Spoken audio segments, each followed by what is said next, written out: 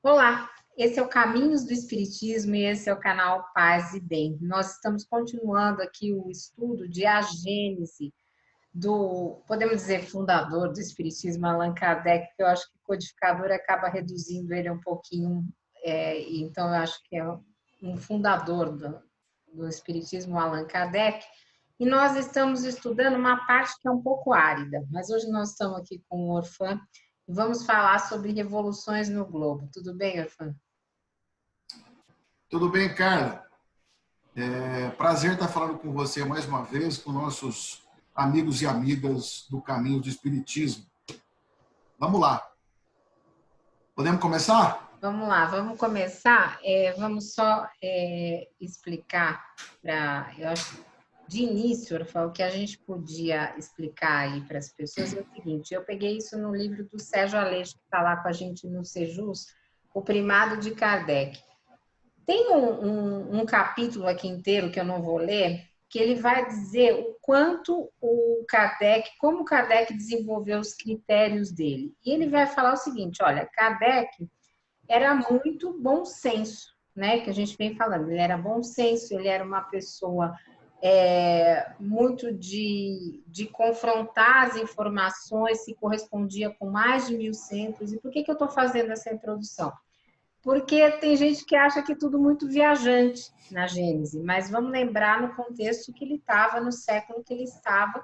Então, era um conhecimento que hoje, aparentemente, nós regredimos para os terraplanistas. Outro dia eu fui ouvir um terraplanista e é uma coisa que começa da angústia, né? Aquela pessoa falando da Idade Média. Ele dizia assim, olha, a Terra ela não é redonda, ela é plana, mas ela é uma circunferência. Aí você fica pensando, como que uma coisa é plana e é uma circunferência? E aí ele explicava isso. E ele estava explicando num jornal de uma TV aberta, para um apresentador bastante conhecido. Como uma pizza, né? Então, mas Como uma então, pizza, eles falam, né? Que é redonda como uma pizza, ou como uma pedra de moinho, né? mas então não é Uma mó plana, de moinho. não é também totalmente plana, né? Como a gente pensa, porque para mim quando eu penso Seria plana assim na horizontal, mas assim, ela é esférica, né? Como uma massa de pizza. E tem uma largura, né? E tem uma largura, porque as plantas. Desculpa, isso é hilário. As plantas, se a raiz for muito profunda, ela sai do outro lado. Nessa história de terra plana. Então, ela tem uma largura razoável. Então, eles falam que ela é uma esfera então, plana. gente, então vamos ver o bom Uma senso de esfera. Kardec, que no século que ele estava, ele já dizia sobre as questões geológicas, sobre as questões do globo e da Terra, de uma forma que era muito mais lógica do que isso que a gente está vendo hoje, né, Orfã? Inclusive congresso de terraplanistas, eu também vi isso, gente. Então, quem sabe tem algum terraplanista assistindo a gente? Dá uma pesquisada em Kardec. Acho que não tem. Enfim, no canal, não é que às vezes tem gente que fica zapeando pelo YouTube, Quem sabe e é não é também. do canal exatamente, né? Então, aí a pessoa, quem sabe a gente pega assim um terraplanista que de repente fala: olha, vamos olhar o que é isso, já que está falando de globo. Então, por favor, fiquem com a gente. Se tivermos zapeando aí, pegou? Vamos lá. Como é que a gente começa a conversa? Bem, vamos lá. Então, como você contextualizou bem, né? Kardec vai falar aqui da questão pura geologia, né? Formação da Terra, tudo, esses períodos geológicos da Terra.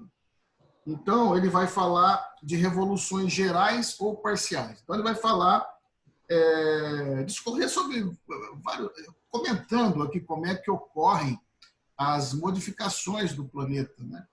Aqueles grandes ciclos de modificação planetária e os pequenos ciclos, os universais e os mais regionais. Então, ele vai falar que essas questões estão muito ligadas ao fogo e à água. Né? Ao fogo pela questão da erupção vulcânica, que, de repente, uma erupção vulcânica modifica toda uma região, a paisagem de uma região, o relevo de uma região, né? E como ele vai citar depois um fato acontecido em 1750, né? na região do México. No México aconteceu, recente, em 1750, o surgimento de um vulcão. Isso para exemplificar, ele fala de um acontecimento mais atual, né? Ele estava no século XIX, se referiu a um fenômeno do século XVIII. Então ele fala que nessa região que aconteceu, surgiu um vulcão, modificou toda a paisagem, transformou uma planície em área alagada, depois voltou um pouco ao normal, deu uma transformada naquela região. Então, pelo fogo, basicamente, pelas erupções vulcânicas, a superfície global, né, a superfície do globo terrestre se modifica, né, cria áreas alagadas onde não tinha, planícies outras não, encobre cidade com as lavas do vulcão, gerando rochas ígneas, né, em várias regiões, enfim, essa transformação toda. E pela água, que ele vai citar também das movimentações do que a gente chama hoje de placa tectônica. Aqui ele não se refere a esse termo, provavelmente não era assim que se chamava à época, né? Mas ele fala dos estremecimentos, os tremores, né, internos da Terra que chacoalham a superfície, vamos dizer assim, provocando a mesma coisa, né? Regiões montanhosas em alguns lugares, planícies no outro, alagamento no outro, enfim, toda essa questão de transformação global que ele vai aprofundar aqui depois. Depois é bom que cada um leia essa passagem, que é curta, né, que não é longa. E ele vai comentar essas questões todas. E ele vai falar da idade das montanhas, uma coisa que eu achei interessante, né? Não sei se a ciência hoje trata disso, mas ele diz aqui na Gênesis que é possível medir a idade das montanhas. Não a idade é a idade da Terra, né? A superfície, a matéria em si, mas as montanhas daquele jeito, aquele relevo montanhoso, quanto tem de idade, mas não em anos nem em séculos. Ele fala que é possível medir, saber o período, né? O período que ela foi, o período geológico da Terra em que elas que elas surgiram, essas montanhas. E é interessante que ele até cita, ele faz algumas afirmações que eu também não sei se a ciência hoje confirma ou se não confirma, ou se tem um outro dado, né? Seria até interessante que se alguém por acaso tivesse algum dado da ciência hoje que pudesse comentar com a gente alguma coisa. Mas ele vai dizer, olha que interessante, ele vai dizer que, por exemplo, ele chega a dizer aqui que os Pirineus, né, que é aquela região montanhosa ali entre a França e a Espanha, né? Eu já passei por lá, é bem legal. Eu passei de carro por lá. E em 2013 avistei os Pirineus, muito legal. Bom, ele fala que os Pirineus são posteriores, surgiram posteriores ao Monte Branco, né? E o grupo dos Alpes Ocidentais. Ele fala que os Alpes Ocidentais e o Monte Branco são posteriores aos Pirineus e datam do meio, metade do período terciário. Então ele vai fazendo umas afirmações desse tipo aqui. Ele fala depois também dos Alpes Orientais, que compreendem as montanhas do Tirol, são ainda mais recentes, pois não estavam ainda formados, senão no fim do período terciário. Então, aqui, com os dados que Kardec tinha na época, ele arrisca, ou ele cita o que se sabia, né? Agora, se não se sabia nem à época, foi os espíritos que contaram para ele, né? O fato é que não deixa claro nesse caso aqui, porque todo o texto, a narrativa é como se Kardec estivesse dizendo. Ele só vai citar ao final um parecer, né, uma opinião de um espírito, no final, né, desse período, desse capítulo. Enfim, aí ele vai discorrendo aí, né, vai falando sobre essa questão das idades das montanhas, para dizer que o globo vai se transformando, né? que a Terra vai se transformando, vai se modificando para se adequar às novas exigências da vida orgânica, né? E aí ele vai falar do dilúvio bíblico, né? Cara, se tiver algum pitaco para Então, fazer, pode não, fazer, tá? eu estudei rapidamente, porque eu também não entendo nada de geologia, mas assim, pelo que eu percebi, ainda hoje nas escolas se estuda que tem montanhas de falhas, que são origem de uma falha na crosta terrestre, montanhas de desdobramento, que são a partir de agentes internos do relevo, principalmente o movimento de placas tectônicas. Eu acho que isso dá para atualizar no texto de Kardec, e montanhas vulcânicas, que são essas que ele cita mais ostensivamente, que são a partir de vulcões em atividade ou não. Mas, Da curiosamente, lava, né? A também lava que tem vai caindo. montanha de erosão, que é pelo desgaste do relevo. Mas, curiosamente, e a sua fala de eu já passei por essas montanhas, que me lembrou isso, é que se considera que no Brasil a gente não tem montanha, né? Talvez uma expressão de alguma coisa assim seja a Serra do Espinhaço, mas considera que a gente não tem. Então, quando a gente passa por uma montanha, dá uma alegria, né? Tipo, você passando por essa, imagino que você se sentiu assim. Na verdade, assim, mas na verdade, assim, é que você vê aquela planície, né, de repente tem aquele relevo. Mas as serras, né, são muito parecidos com isso, só que elas são menos destacado é um terreno que vai se avolumando aos poucos, tem as ramificações, mas é parecido, né? Um pouco assim. Mas nós temos os Alpes aqui, perdão, os Andes aqui próximo, né? A Cordilheira dos Andes, que eu também não conheço. Eu conheço, olha só que coisa, né? Eu conheço os Pirineus e não conheço os Andes. Ah, que coisa, né? Não. Eu também não. Eu vou qualquer dia, eu vou conhecer os Andes, se Deus quiser. E então, Carla, aí ele vai falar do dilúvio, né? Ele vai se referir ao dilúvio como um fato, não obviamente que teria ocorrido da forma contada alegoricamente pela Bíblia, pelo povo hebreu, né?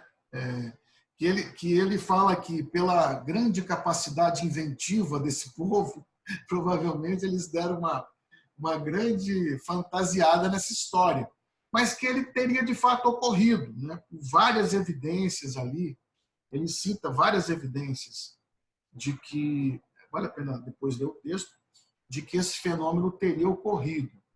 Mesmo porque é um registro muito forte nesse povo e de uma inundação, mas que obviamente que ela não inundou toda a terra, como está escrito no texto, né? Mas é toda a terra que eles compreendiam, eles não conheciam, nem sabiam à época que a terra era redonda, né? Eles nem sabiam que a terra era redonda, isso há 4.000 anos atrás, né? Mas depois já descobriram. Mas enfim, mas conhecia só aquela... Alguns não, né? Alguns não. Mas só a parte daquela região. Então, eles falaram que inundaram toda a terra. Mas que provavelmente... E ele fala também, Kardec, que provavelmente também não fora a questão da chuva. Que poderia ter chovido juntamente, mas que não foi só a questão da chuva, mas foi uma transformação da região causada por essas questões geológicas, né, que teria inundado aquela região, né?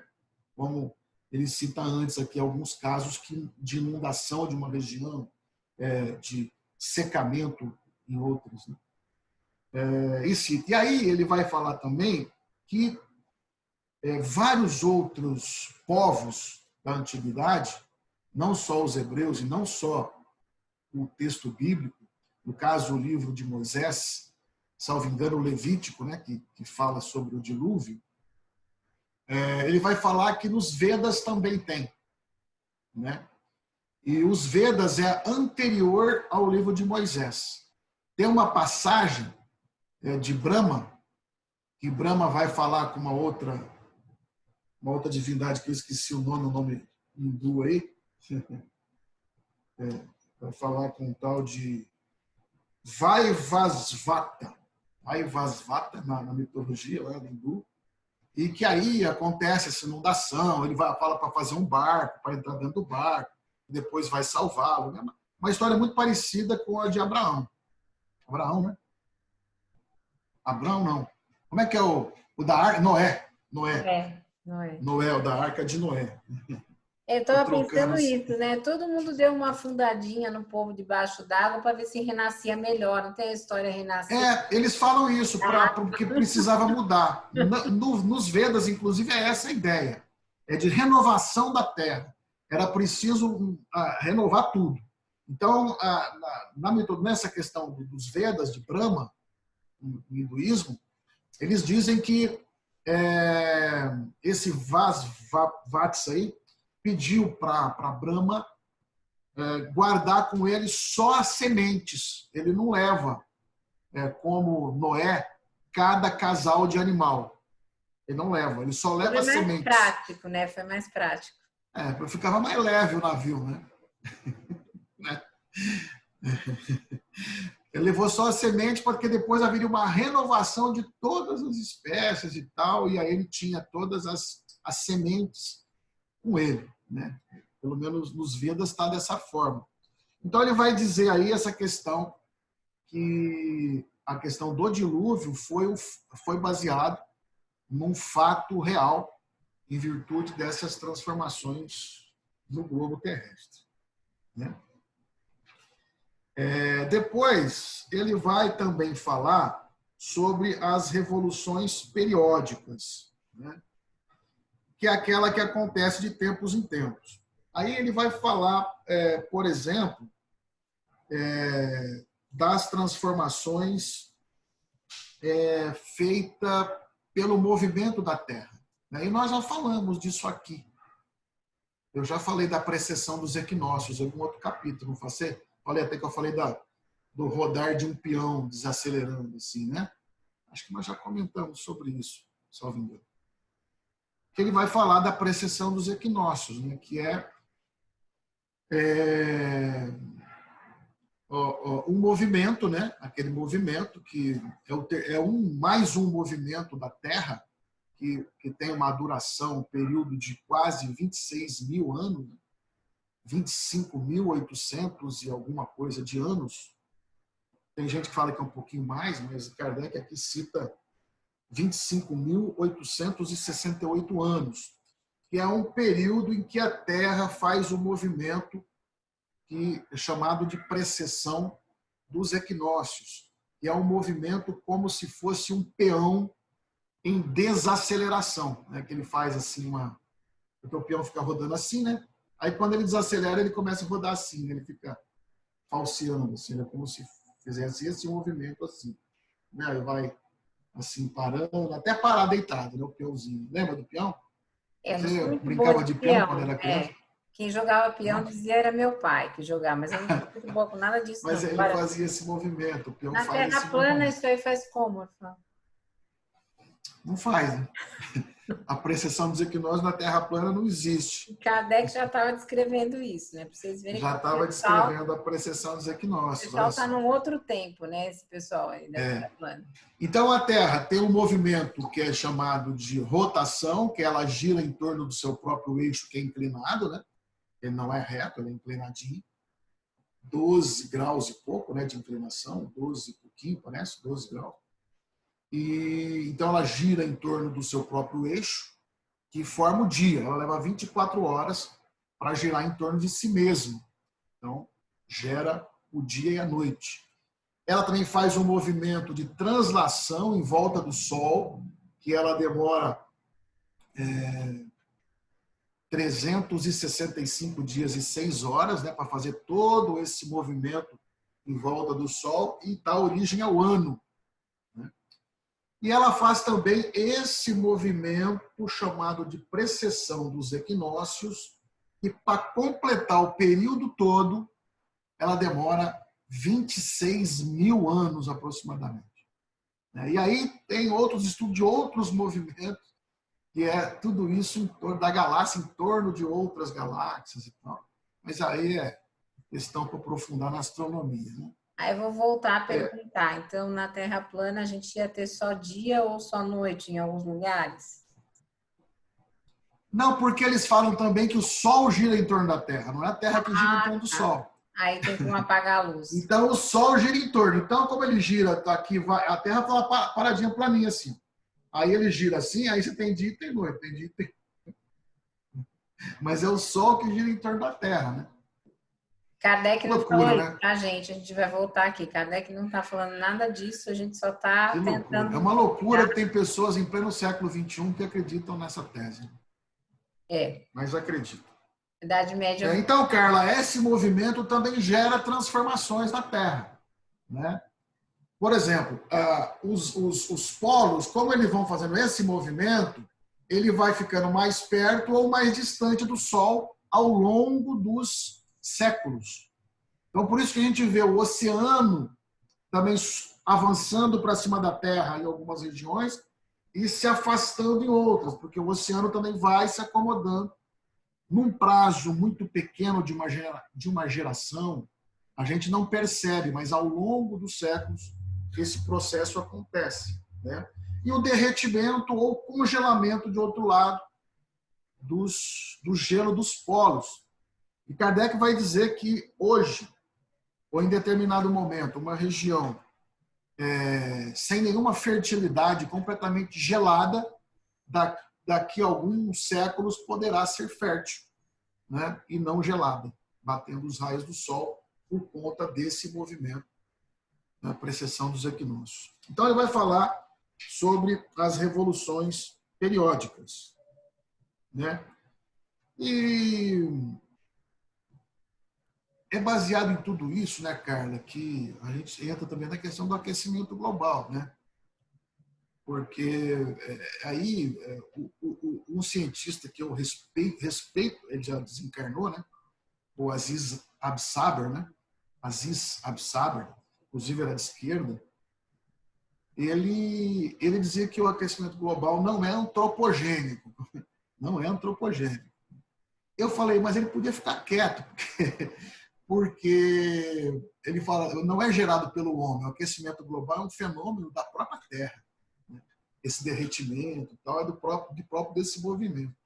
Ele, como era cientista muito, e ele tinha muito poder, e ele falava que não era. Eu falei, mas ele podia ficar quieto, porque quando se debate aquecimento global, você cuida da questão ambiental, dá ensejo a debater o meio ambiente, que é muito salutar, né? Embora talvez ele tenha razão, né?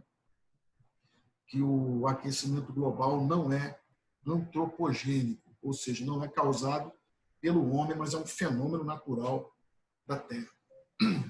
Bom, a gente não teve que parar de ir ao banheiro, tá tudo bem. Oi? A gente não teve que parar de ir ao banheiro, tá tudo bem, né? Ah, mas é só por 48 horas. Porque cada coisa que a gente ouviu esses Você últimos tá, umas coisas terríveis. Você está se referindo aí no banheiro um dia sim, um dia não, que o Bolsonaro falou, né? Então, né, para a gente ver que Kardec lá atrás, no século XIX, já estava falando coisa com melhor senso, né, com bom senso, né, e pensamento crítico. Agora, se tem algumas Hoje questões que não batem, se tem algumas questões aí que estão meio fora, alguém que por acaso tenha conhecimento de geologia poderá comentar aí com a gente. E ele fala depois dos cataclismos futuros, né? Que é um pouco com base em tudo isso, né? Em todos esses fenômenos que é possível você prever, entre aspas, né? Que futuramente vão acontecer algumas coisas, como esses avanços do mar em um lugar, seca em outro lugar, né? E ele vai citar alguns dados aqui também de algumas fortalezas que estão submersas, né? Que são visíveis nos oceanos de alguma parte da Europa, de algumas cidades que foram submersas, né? Pelo mar, né? Que entrou para dentro das cidades, né? E deixa eu ver se eu marquei aqui alguma coisa. Ele vai falar dos cometas, né? É onde eu falei. Ele vai falar a questão do medo de um cometa, né? vai se chocar com a Terra e tal. Aí ele vai dizer, lá em 1857, 1860, 1860 e pouco, quando ele escreveu a Gênese, que o cometa não haveria nenhum problema de se chocar, porque a Terra passaria por ele e ficaria como um nevoeiro, porque o cometa é composto de gases e de poeira, né, de poeira cósmica. Então não haveria nenhum problema. Eu estava até comentando com a Dani que eu não lembrava disso, eu não lembrava que o cometa era composto de poeira e de gases, né? Mas eu fui verificar, esse deu tempo de eu verificar, e tem lá a descrição. E a Dana falou, não, mas você sabia disso, você aprendeu, é que você esqueceu. Porque, claro, isso já, a gente estuda isso, né? Enfim, lá na época de Kardec, eu não sei se o conhecimento desse tipo de afirmação já era de domínio público, né?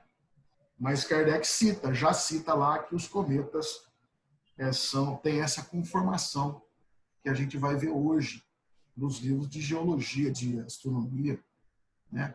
Geologia, sobre o fato de ser gasoso e ter poeira cósmica. Alguns falam em gelo também, em alguns um pouco de gelo. Bom, enfim. E ele vai também, então, falar, por fim, da questão da diminuição do volume da Terra ou não, né? Então, tem uma questão. O volume da Terra aumenta, diminui ou é estacionário? Aí Kardec vai dizer que o volume da Terra não se modifica. Não se modifica, né? Ele vai defender essa tese de tudo que está na natureza, vai lembrar a tese de... Eu não lembro de quem é Lavoisier, na natureza nada se perde, nada se cria, tudo se transforma. Quem disse isso, você lembra? Não, mas posso procurar aqui. Mas não sei se foi Lavoisier, né? Então ele vai defender essa tese de que a Terra, o volume da Terra não se modifica. Por fim, ele vai fazer um paralelo entre massa e volume. E aí, para quem entende de física, Lavoisier. Fica mais fácil. Foi Lavoisier. Lavoisier. Segundo o Google, né? Hã? Segundo o Google. Segundo o Google. É Lavoisier, porque eu também achava que era ele. Na natureza, nada se perde, nada se cria, tudo se transforma. É o que a gente brincava na escola, quando tinha coisa baseado nessa fala, a gente falava, na escola nada se... como é que é? Nada se perde, nada se cria, tudo se copia. Olha só. E tem juiz que copia e cola. Dá o copia e cola, verdade. Então, Carla, aí ele vai dizer a fala de um espírito no final, que é o Galileu. E ele vai dizer que a Terra perde massa e não volume. Aí já me deu um tilt na cabeça como é que isso pode acontecer. Mas é o que está aqui, depois a gente pode aprofundar mais.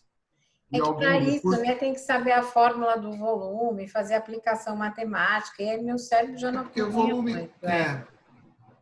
Mas, enfim, o que a gente vê em Kardec, e que agora quem está assistindo aqui pode até estar se perguntando, mas por que esses espíritas estudam isso?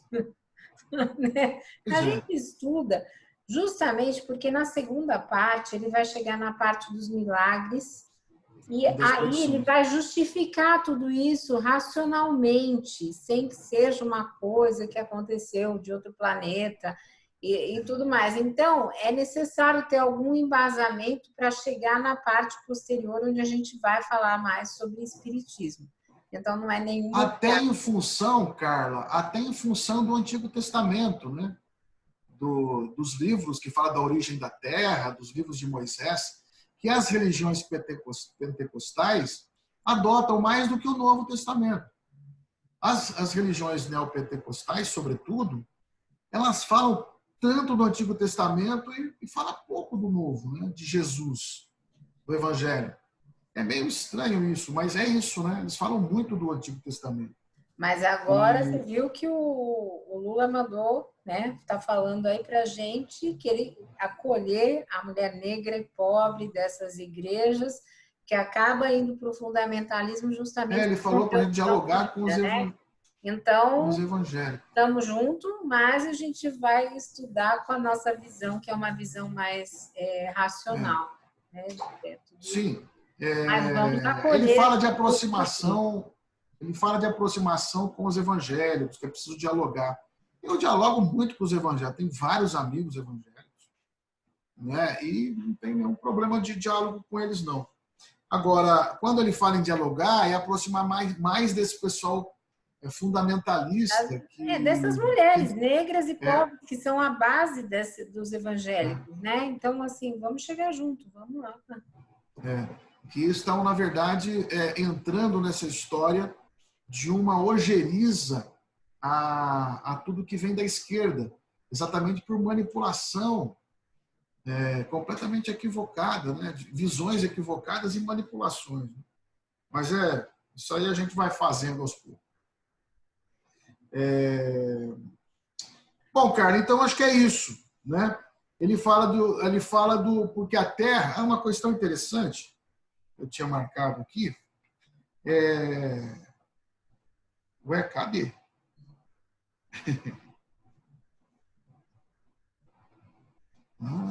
Será que eu não perdi? Mas uma fala bem interessante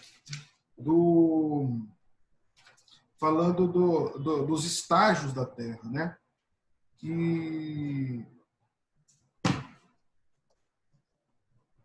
Peraí, que eu vou ver se eu acho. Vamos ver se eu acho aqui.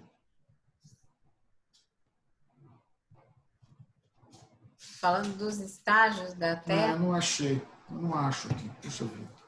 Mas que ele fala de que a Terra já teve a sua infância, né? E que hoje ele terá muitas movimentações e muita mudança na crosta. Ele está falando de infância geológica, né? Isso, né? Isso, ele fala da infância, né?